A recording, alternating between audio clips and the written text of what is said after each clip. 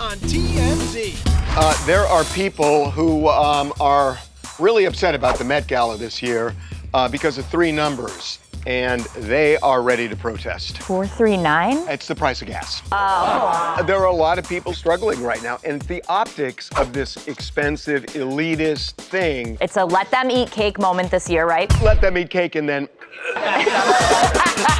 So we had Nick Cannon on the TMZ podcast. His twins with Mariah Carey had turned 15, and we asked about dating. My son been dating, but my daughter, no, absolutely not. There's things out there that I have to protect my daughter from. But when I asked him about his son, I'm like, are you not worried about gold diggers? He said, No, he got a whole lot of money. His mama's Mariah Carey. Spencer Pratt continues to get a lot of support for LA Mayor. Audrina Patridge said, Spencer, when he puts his mind to something, he goes all the way in. With everybody running, nobody has administrative experience. If you don't have administrative experience, good luck. We have about 200 people here. It's a nightmare to run this place. How'd you manage to make a really good point but insult us in the meantime? That was Whitney Leavitt from Secret Lives of Mormon Wives announced she's leaving the Secret Lives of Mormon Wives. She is exiting the show. Now that's like we don't have Taylor, we don't have Demi, we don't have Jen Affleck because she's going on OC. We need a new religion show. Jews would be great. You want Secret Lives of Jewish Wives? Yes. Oh my God, and the husbands come in. It's my birthday!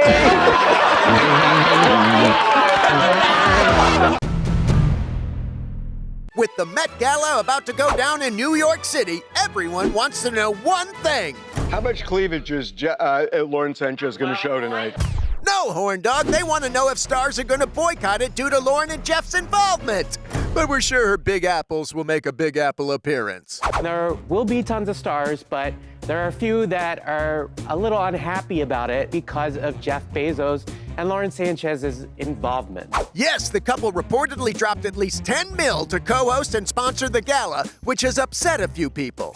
Bella Hadid liked to post about how Jeff Bezos funds ICE. Due to Amazon being the key technology provider for ICE, which people all across New York City aren't happy about. Taraji P. Henson also liked the post. Zendaya is bowing out. And though Meryl Streep's people say she just never goes to the Met Gala, it was rumored she turned down being co-chair because of Jeff's political leanings.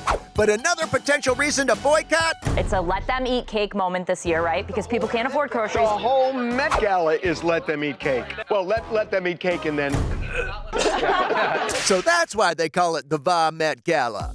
Still, plenty of stars will be there, and it'll be fun to see how stupid some of their outfits are, especially considering the theme this year. Custom art. What is custom art? Costume is art. Did you say custom art? I did. Don't worry, we've grown accustomed to that kind of ineptitude over here. Va Met Gala, goodbye, everyone! Kylie and Timothee were out for a Broadway date night in New York City with Kris and Kim. Seeing what? The four of them went to see The Fear of 13. Kim's a producer on it. It's about a man who's on death row. He's like being falsely accused of a crime he didn't do, which is like Kim's most passionate cause, like legal reform. Adrian Brody's starring in it. Wait a minute, is that Kris at the play? No, that's Lauren Sanchez. That looks like Kris Jenner to me. I think Kris will like that comparison. I don't think Yeah, Lauren will. 1000%. I don't care. I mean, I'm saying what I'm saying. It's like, it's what I see. Yeah, for a woman who is being compared to a woman who spent $300,000 on a facelift, she's not going to be happy with what you're saying. Wait a minute, who's not going to be happy? Lauren. I would say Kris shouldn't be happy. She has spent $300,000 on her face. Kris is 75 years old. You just compared her to a 50-year-old with work done. They do look about the same, but Lauren's also had work to try to look 40. So you really offended her. She's got that Joan Rivers glow. Welcome back to Bow with the Bromance with Kid Rock and the Secretary of War! So Kid Rock dropped a new video with Secretary of War Pete Hegseth, and it's got people really, really upset. Gee, what could have gone wrong there? Yeah. So they played this thing to kick off Kid Rock's new tour and as part of America's 250th birthday celebration. Kid Rock gets off the plane, sees his bro. Mr. Secretary, what are you doing here, sir? I'm going to your show tonight. Well, jump in, I'll give you a ride. Well, I appreciate that. But how about I give you a ride? Because he's got Department of War military choppers behind him. Then they get on board and fly around and have a rockin' good time, America! People are saying, why the hell is Kid Rock getting on a chopper paid by U.S. taxpayers? I just cannot get outraged at this. Why? Why not? They're doing a whole commemorative thing, and if it were a Democrat president, they would do something different. We're also in the middle of the Iran war, though, and he's got Apache helicopters flying Kid Rock around. It's a little weird. But to be fair, the TOW spends money on ads all the time, which this kinda is. How far does that extend? Does that extend to just flying in celebrities? Can they do wherever? fireworks? Fireworks cost money. Why do we have to throw such a big party for the 250th? That's the thing. If there's one thing we shouldn't be, it's anti-party. Yeah! No Democratic Party, no Republican Party, just a frickin' party. Kid Rock will bring the beer. Someone else can bring the beer. I'm not dead. So Olivia Wilde is back from the dead, or so she says. A clip went viral of her on the red carpet at the San Francisco International Film Festival promoting her film, The Invite, and she was real up close to the camera and her eyes are massive. It's so telling when a script sets a very specific location. Oh, wow. People are calling her a lizard. People are calling her Gollum. It was so mean, but it was like a very jarring No, it's shot actually of her. very jarring. Tell me that's not my precious. So her brother filmed her the other day and said, hey, do you want to address people calling you a resurrected corpse? Listen, that is a fisheye lens. And I admit, is that my best angle? Was that my best ever look? No. It all came down to a fisheye lens, which is a type of lens where when you get close to it, the features can kind of pop out. But people were so mean in the comments to her. Oh, wow, we didn't have to put this in there, dude. Come on. Come on. It's startling. It's a startling image.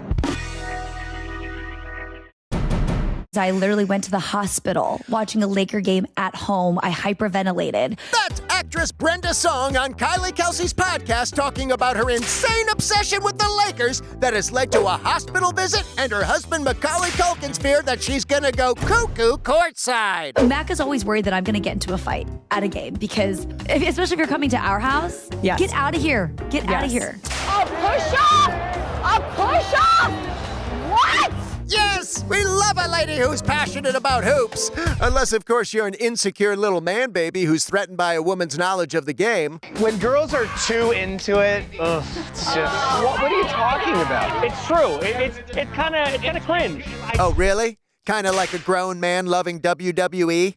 But come on, Brenda knows her stuff and even gave Kate Hudson a team tutorial. DeAndre Ayton was on the Phoenix Suns. They went to the Western Conference Finals. It was amazing, but he got traded to the Portland Trailblazers, and we got him this past season. When you know roster moves and stuff, I'm out. You guys are the definition of why like women have to like hide their love for sports because you guys are so intimidated. No, we are not intimidated. Hang on. We are not. Guys, don't get upset about this. Finally, another man to stand up against this misogyny. This was all scripted for her. This is a promo for their show. I guarantee someone's telling Brenda Song, well, she doesn't know this stuff. Charles is saying she couldn't possibly know this much about ball. Exactly. Scratch that. He's president of the patriarchy. So, thanks, Brenda. Now yell us out of here like the badass basketball lover that you are. Plant your feet.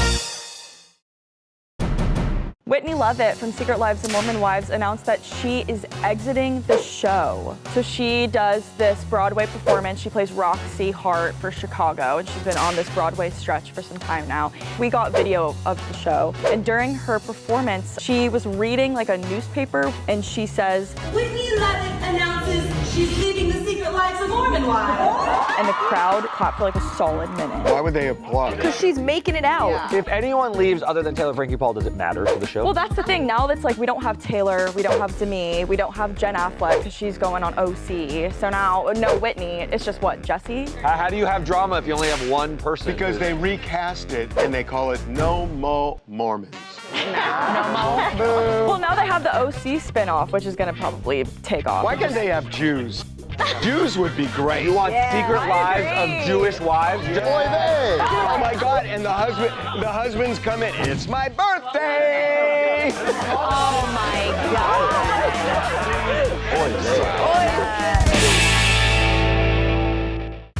Coming up. Spencer Pratt continues to get a lot of support for LA Mayor. Audrina Patridge said, "He will deliver what he promises." That's a high school student body president speech. You're anti-Spencer. No, let me tell you what I'm anti. Everything. Everything. Yeah. It's like TMZ, online and on your phone 24/7. Coming up. Sydney Sweeney, back in Australia, she did the whole tour over the famous bridge there. But what I didn't realize is her dad named her after Sydney. Oh, I didn't know that. Be right back. What are your thoughts on Spencer Pratt running for mayor? I mean, from what I've seen, Spencer, when he puts his mind to something, he goes all the way in, so he will deliver what he promises. All right, it's Audrina Patridge giving her endorsement for Spencer Pratt's mayoral run. And there's a great reason she's doing it. She doesn't live here. We meant because they were on the hills together, but yeah, she's got nothing to lose here. So you're rooting for him? I am. I really think that he would make a change and he would make sure it happens. That's a high school student body president speech. What about mayor of Los Angeles? You're anti-Spencer. Let me tell you what I'm anti. Everything. We have about 200 people here. It's a nightmare to run this place. He has about 15,000 people as mayor. And if you don't have administrative experience, good luck. And the current mayor had none, and our city's a mess. And everybody running, nobody has administrative experience. How'd you manage to make a really good point but insult us in the meantime? That was managing all these idiots is the worst. Well, he's not wrong, but still. Don't you think people just want to elect an inspiring individual? They're not looking for a bureaucrat in the way you're talking Right, about. and guess what people are? Dumb. Okay, he just went from insulting us to insulting everybody. Somebody's got the Monday blues. So, good luck, Spencer. Kamala Harris may just have endorsed Karen Bass, but at least you got one vote. Go, Spencer. We meant Heidi's because remember, she can't vote. See you at the polls soon, guys. Thank you. Nice talking to you. Simmons in there, John Krasinski, Mark Wahlberg. I don't know. If you thought the Mike Vrabel and Diana Rossini scandal was going to go away, you're wrong, because somehow they got thrown into all the jokes when the Boston Celtics got eliminated from the playoffs on Sunday. Inside the NBA has a fun little segment called Gone Fishing, which they make fun of the team that gets eliminated. And so they put a boat full of Boston legends on here. You got Ben Affleck, but then at the front of the boat, Vrabel and Rossini doing the classic Titanic pose. Oh my God. A lot of people have been criticizing ESPN because they haven't really been covering it that much. Oh, so ESPN had to lean in. You're not happy if you're their partners, though. Like the poor wife driving the kids to school and like dropping them off, and like everyone knows, like we're not going to say anything. She has a choice to make, and she stuck with it. And this is going to be all season long. That's right. Where's Rossini's husband in all this? I think he could have any woman he wants. He runs a burger empire. He's not Ronald McDonald, bro. Do you think Ronald McDonald owns McDonald's? I don't even think he has any shares, dude. He has them and he keeps pulling them out of his pocket. Mark Wahlberg. I don't know. And now, my son can date, but nobody's taking his twin sister out. Starring Nick Cannon. If somebody puts their hands on my daughter, I'm going to jail. So we had Nick Cannon on the TMZ podcast, and we asked him about dating because his twins had turned 15 the day we had them on the podcast. Happy birthday, Moroccan and Monroe! Apparently only one of you gets to date. My son been dating. Really? And I've allowed it. Why? I've encouraged it. But isn't Nick worried about gold diggers coming after his son? No, he got a whole lot of money. His mama's Mariah Carey. That's a good answer. That is actually a perfect answer. But when it comes to Nick letting his daughter date, no, absolutely not. As we know, there's certain type of individuals that you want to keep your daughter away from. If some man puts his hands on my daughter, it's my worst nightmare because I'm going to jail forever. Can't have that. We need Nick to keep the earth populated. Is there a difference between boys and girls dating? Yeah, of course. You're gonna be way more protective of your daughters than your sons. There are more men that are predators and put women in danger all the time. But you're saying women aren't smart and can't protect themselves by saying this. We have friends who have boys. They put them in Ubers to drive home late at night. I would never allow my daughter to get into an Uber at 1 o'clock in the morning, ever. Which is why his daughter uses Lyft. But ultimately, Nick wants what's best for Monroe and is open to talking about it. If we can have a conversation about it, I'm for it, because I know when you get to college, I want you to have all the questions answered and whatever, you make the best decisions possible. Let's just hope no one goes near Nick's daughter for everyone's sake. I'm doing 25 to life if somebody put their hands on my daughter. Sydney Sweeney, back in Australia. She did the whole tour where you go over the famous bridge there in the harbor. She's there with one of her best friends and her family. No, Scooter, I guess, didn't make the trip. But what I didn't realize is her dad named her after Sydney, Australia. That's I why didn't she know got her that. name. Why? She did a post about it. I guess he was like enamored with Sydney, Australia, so that's why she's named Sydney, apparently. You gotta do that bridge. The bridge is awesome to Wait, know. what is the custom on it? You like fake throwing off? Or something? No, you just walk up the bridge. But you have to be like strapped in, right? It's scary. You're locked in and they give you a breathalyzer. Oh boy, how did you make it up? Courtney never got to the top. I did, because we Googled it, and so we had the very first appointment in the morning. When does your breathalyzer run clear early in the morning? You gotta take your chances. Coming up. We had Summit and Kylie from Temptation Island take over TMZ After Dark. Oh, wow. They were the only surviving couple from the latest season. As cheesy and corny as it sounds, like we have been in the best place we've ever been since the show. Yeah.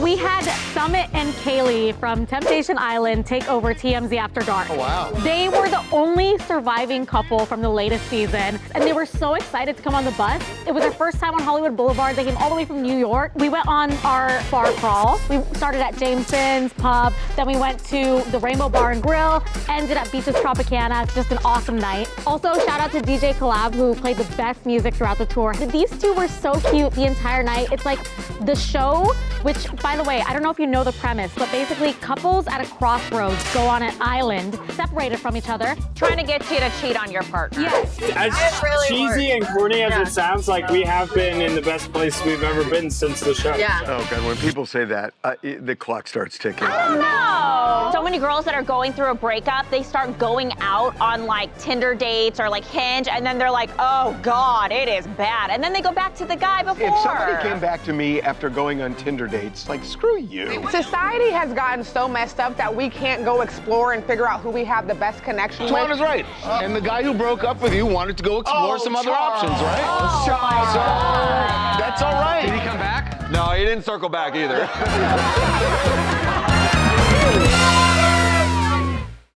Coming up. We got Ola Ray.